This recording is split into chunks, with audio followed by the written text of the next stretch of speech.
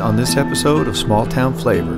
My father, Eben C. Henson, started this in 1950, and it's actually Kentucky's oldest outdoor summerstock theater. There are about 10 summerstock theaters left in the country, and we are one of them. All the actors that come here for the summer, and they live here on campus. We're both a brewery and a beer bar. About half the beer we sell, we make 4 to 6 taps are ours. In the beer world, they refer to a system of this size as a nano-brewery.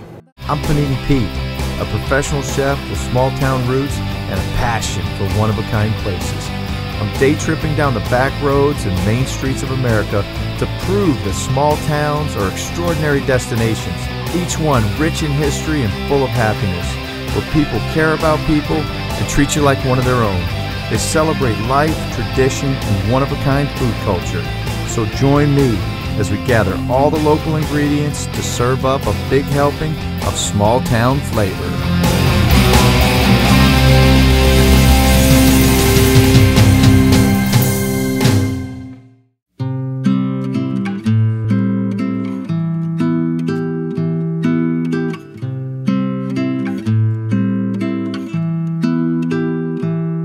I wish that I could tell you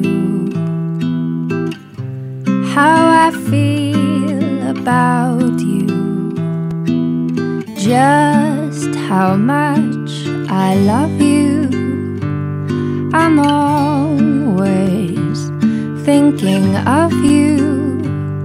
I can't find the words to tell you just right.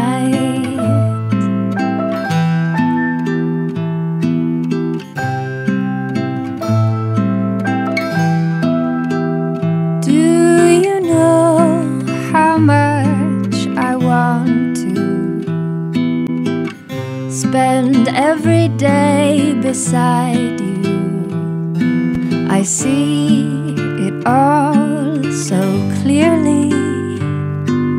You and me, front porch swing when we're 70, singing your songs. When Eben Henson is running at half steam, it would take 3 of you to keep up with him. Eben Henson is the ex-mayor of Danville, director of a summer school for young Kentuckians, and has twice been commissioned a Kentucky Colonel. He is also the founder-producer of the Pioneer Playhouse, Kentucky's official state theater. As a matter of fact, everything you see in this Pioneer Playhouse Village of the Arts is either begged, borrowed, or stolen. Well, I use the word stolen kind of leisurely. I'd walk up to somebody and say, you don't need this, do you? And I'd take it before they'd give me an answer.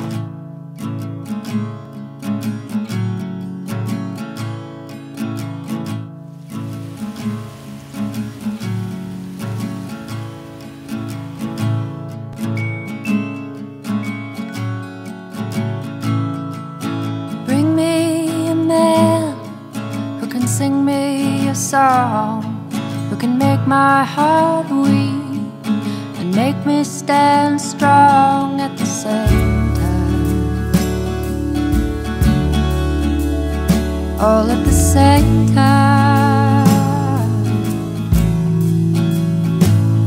Oh baby, I guess it's been you all the while. You want to know what's so fun about the Pioneer Playhouse?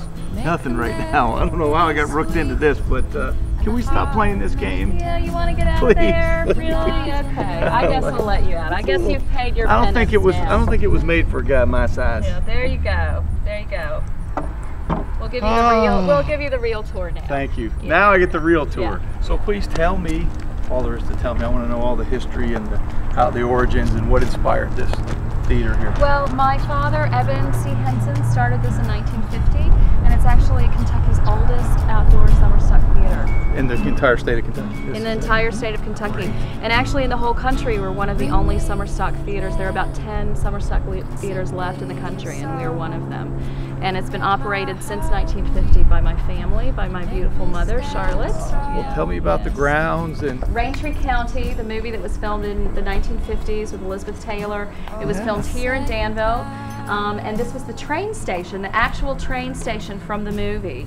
And my dad at the end of the movie said, you know, are you going to use this train station? And they said no, so he took it down and rebuilt it here, and it's been our box office since the 1950s. It was one of the most expensive ones at the time, and it has Elizabeth Taylor and Montgomery Clift and Eva Marie Saint, who was a saint. Everyone in Danville loved Eva Marie Saint. We surrender to you, 'cause it's been a long time since I got myself lost in your eyes.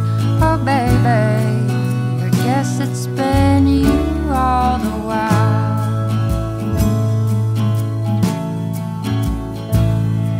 And I think I should. All the actors that come here for the summer, and they live here on campus for the whole summer, and they put on 2 different shows every 2 weeks. They're here from June 1st until August. Do you have a lot that come back We do. after summer? We have some who've been coming for 20 years. They love it so much that they come here, and then we have fresh young faces that are learning the trade, and they're coming here for the first time. But we have, you know, old timers too that come back. So how does one get involved in that? Not for me personally, but I might know somebody. You could, well, you know what? You need to audition. I do have a little experience too. You know, I kind of did a little cameo in the Stephen Foster story. Everybody, it's Stevie's birthday! In Bardstown, and I think, you know, all the actors were a little concerned. I didn't quite get a chance to sing. Oh, Susanna, don't you cry for me. I think there was some intimidation there by the cast, but you know. Well, come on backstage and you can get Let's a go feel. see enough of these shenanigans.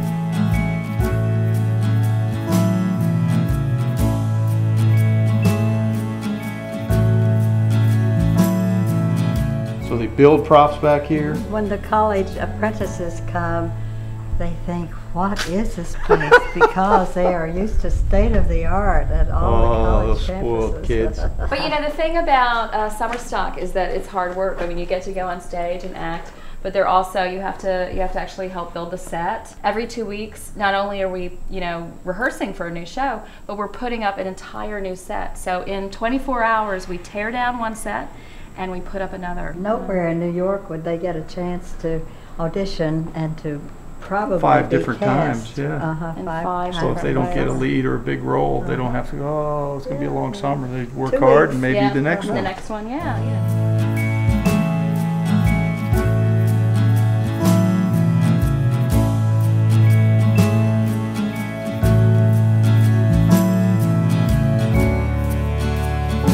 This is the wardrobe. This is where all the costumes, we keep them year after year. We make costumes for some of our shows, and then we have them here. So The older costumes, more valuable, are up top side, and then the ones that are more current are down here. Gary, Tricky Dick. oh my goodness. playwrights write a lot of plays where there are mostly men. I'm telling you. Okay, so I'm it's the telling opposite. you. They just But get they just don't need as many changes of clothing. a lot of They do. uniforms. Yeah, a lot of uniforms. Where do you get all this stuff? People donate Really? because they clean out their attics or basements or whatever. And you just collect it over we collect time? it. Did Rodney Dangerfield star in some of these shows here? Let me get back here. Look at Oh that. my goodness, yeah. I'm ready for the big That is time. authentic. What's with the platform shoes? I saw you I reach know. for those Do you earlier. want? Do you need to Ziggy be a little Stardust taller? or something yeah. here? We can't figure out. I don't remember what those were for. Did you do Shaft or something? Or We just don't know.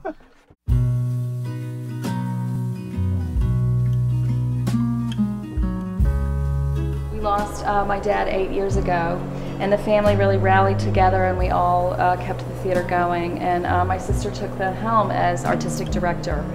So the last 8 years she was artistic director, and but she was diagnosed with breast cancer about 5 years ago. And unfortunately it just came back with a vengeance this year. She died 2 weeks before our season began. And you know, up until her dying day she was telling us, you know, what to do and how to run the theater and how to keep it going. And so we promised her that we would. So this summer was the Holly Henson Memorial Summer, and we were keeping it going for my dad and for her. It's been a long, it's been a long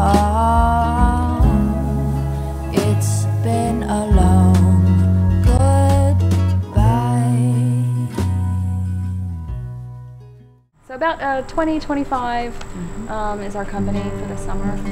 But then we have some actors. If you need a 50-year-old person, you need to have a 50-year-old person, not someone with makeup on. So we also have. So you even give old guys like me a shot, huh? Oh, we can. I'm telling you, I have a job, I get a restaurant, I got a family, I'm not coming up here for year. I don't think I can hack it. Hey everybody, it's Stevie's birthday! I think we'll give you a chance. Yeah, we'll give you a chance. Okay. Oh, Susanna, don't you cry for me, when I come from Alabama with a banjo on my knee. What do you think? Is it good? Well, John Travolta, he got to start here, right? Look at that. There's my jam.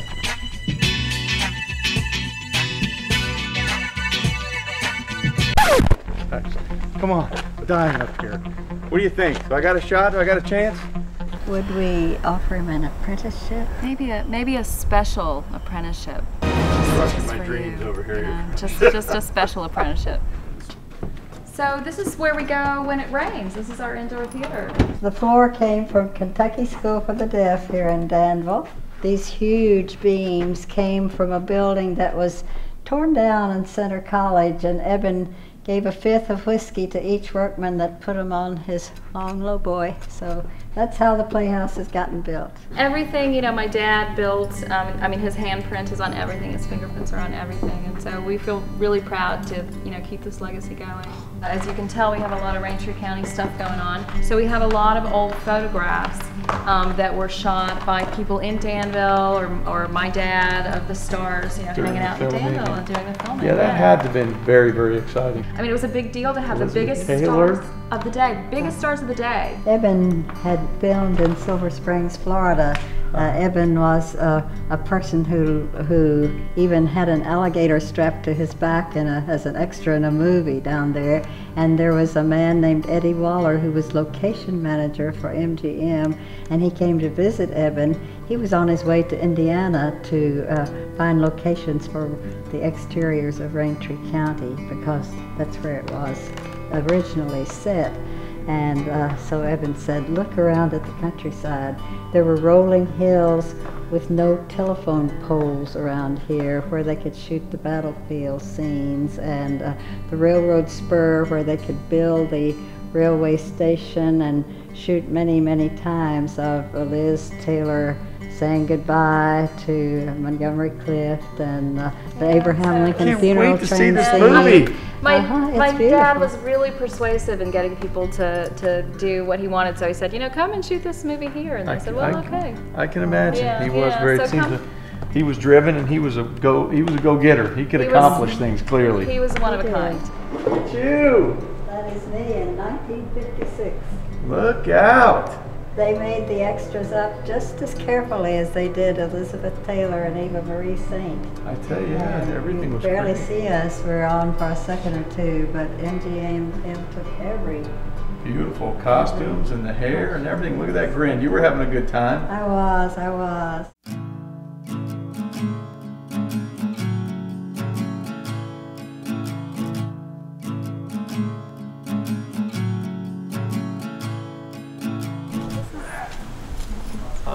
Oh, Main Street.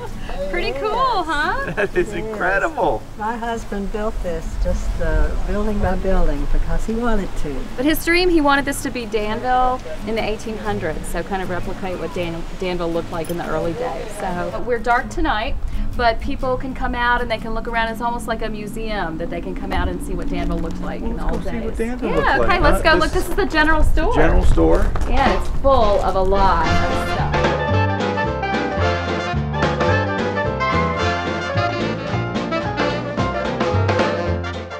Oh, look, that's like a little... It makes sinkers.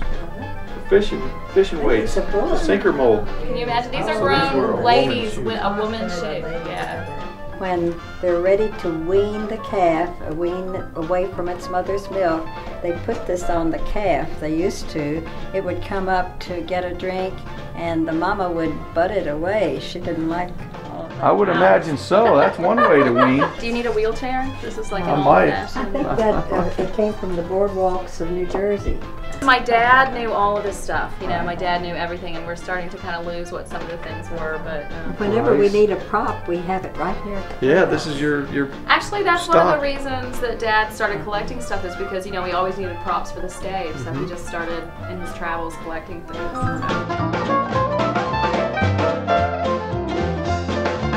This is the music room. So this is all the music, organs and music boxes that my dad collected. And this is the old newspaper. There was actually a newspaper, the Danville Mirror, and my dad got a lot of the old typesetting stuff that's in there. So it's like a full printing press in there. It is. We could print something if we knew how to do it. And then next is a barber shop.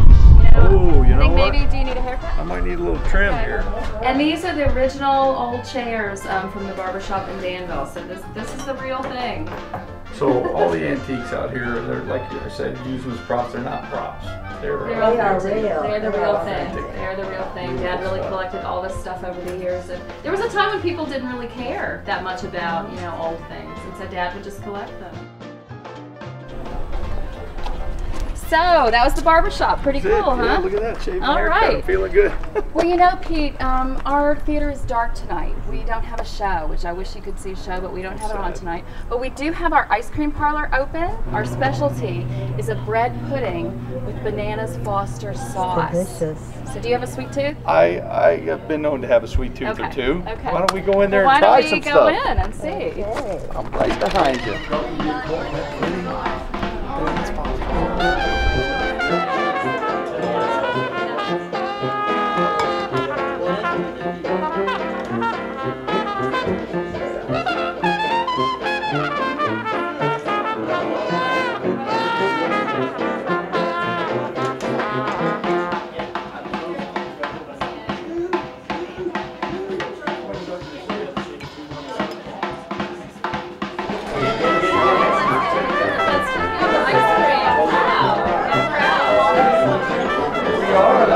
Shop. What's going on here? A little crowd up here, huh? All the flavors up there looks fantastic. What about all this crowd over here? I know. I think you're gonna have to fight your way. Right here. Let's stand over here. There's one down. You guys okay? Oh, there you go. All right. Oh, I got some bread pudding here. There you go. All right. Well, this is with the banana Foster sauce. Yeah, we're waiting. Oh. Is it good? That is excellent. That sauce is incredible. Great. You guys try some of this? We have. Oh, good. Well, it's not going to happen now. My sister actually came up with the idea for the banana Foster sauce. And so That's an authentic. I mean, the brown sugar, the butter, yeah, the butter. bananas. You can't go wrong with butter. How can you go wrong with butter on ice cream? Yeah. How's about a little toast here? You got the little man in there. Cheers. Cheers. Yeah. Pioneer Playhouse.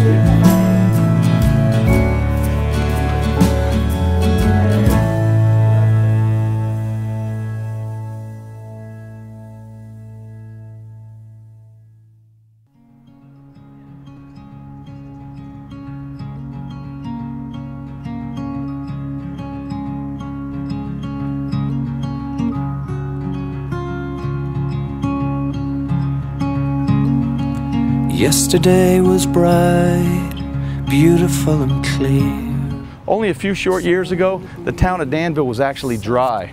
Technically, it was what they call moist, meaning you could only consume alcohol in larger restaurants. But a ballot vote went out, Danville became wet, and a new craft brewing movement was born. That's why I'm glad to take you here and show you the beer engine, microbrewery, and tap house. And yesterday was bright, we held it in our hand. Dogs running on a beach, children digging in the sand. Gliders on the strand, waiting for the wind. Lovers in the dunes, taken by the hand. And the sunshine. What's going on, Brian? How are you doing, Pete?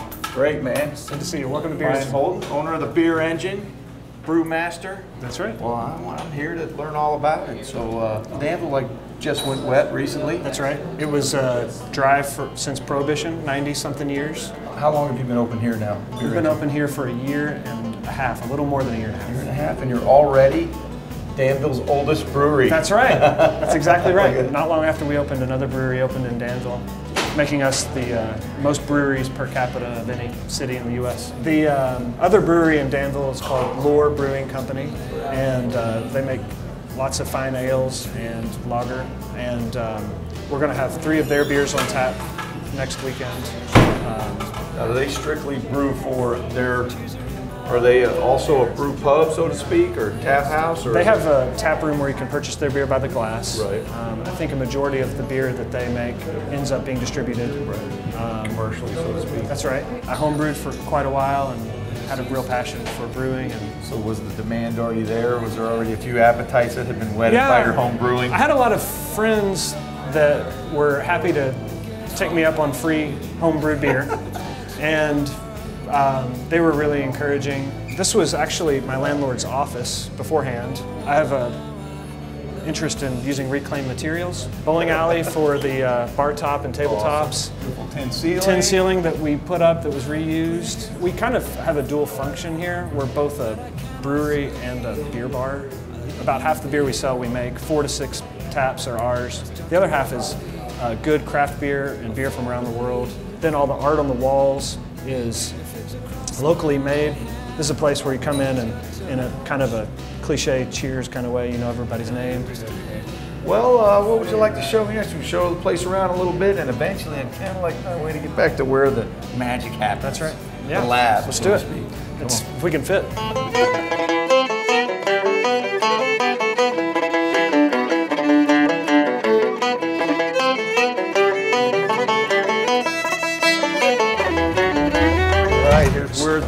This is where the magic happens. This is awesome, man. Yeah, this is the smallest brewery in Kentucky. In the beer world, they refer to a system of this size as a nano-brewery. And these were just 55-gallon stainless steel drums that are repurposed. And a friend of mine fabricated this stand for me using tractor 3-point hitches.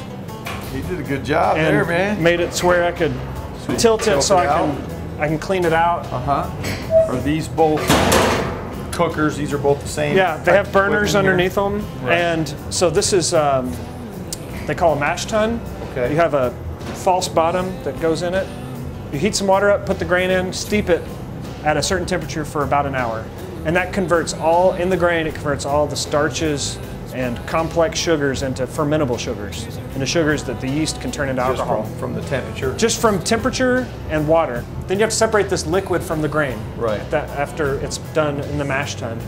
I have this vessel up here that I have warm water in, and then I run it through the grain to rinse the grain and pump it into the kettle. And that's called wort, W-O-R-T. Wort. So then you take the wort, you boil it. When you're boiling it, it's like in cooking when you're making soup. You put spices in. Right. So that's when you put hops in. Hops are the spice of beer. Okay. And you can put other spices in. You've heard of people probably using coriander, orange peel, but the predominant spice is hops. So we put hops in the kettle. So the process on this side is where the sweetness and the bitterness you're trying to set up so that after it ferments and you have alcohol, then all those flavors work together in a appropriate Just like way. a food dish or something. Exactly. You need acidity, you need body, you need flavor, texture. Exactly. That's right. This is where they get fermented. That's right. All right. Now this is the ferment room. I needed to have some control over the temperature, so we put a bit of jacketing, some lines run coolant through it. So they come into here. How long does it need to ferment? Generally, it can be as short as 3 or 4 days, up to 2-3 weeks, depends on the beer. In this brewery, I go from here to the kegs.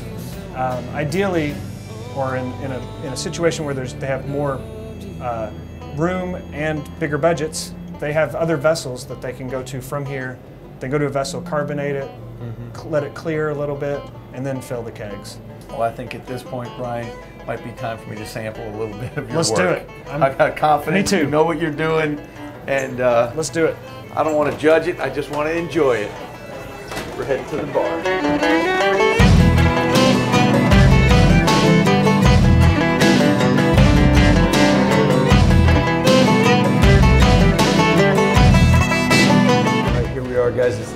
for the tasting.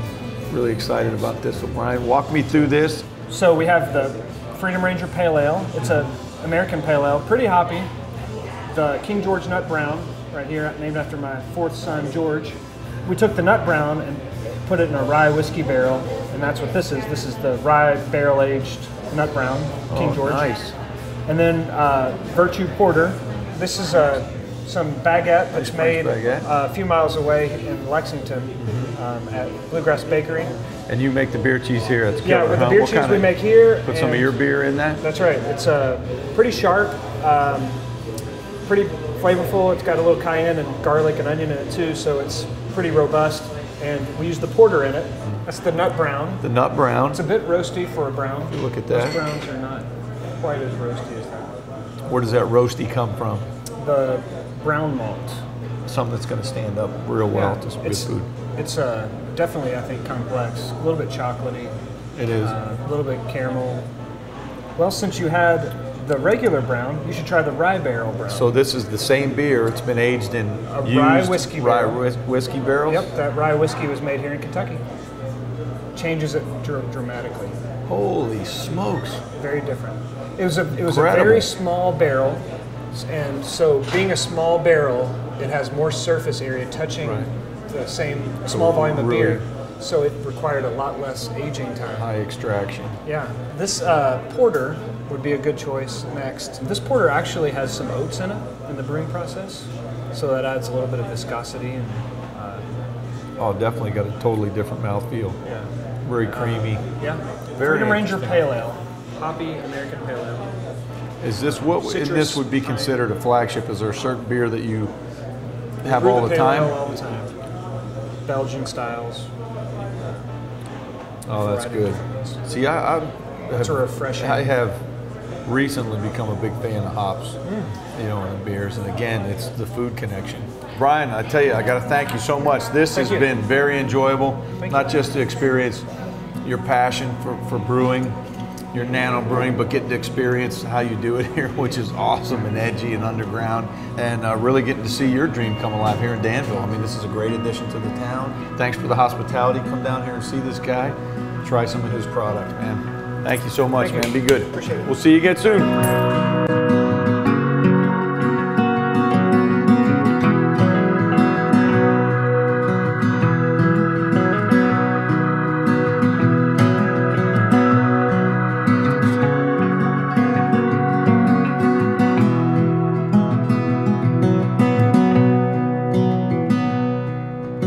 Beauty has shown us to care, speak the truth anywhere, and have a happy day. Still ahead on our journey through Danville, Kentucky. Welcome to Mermaid. Glad to be here. It's part of the whole Kentucky Crowd program. Yes.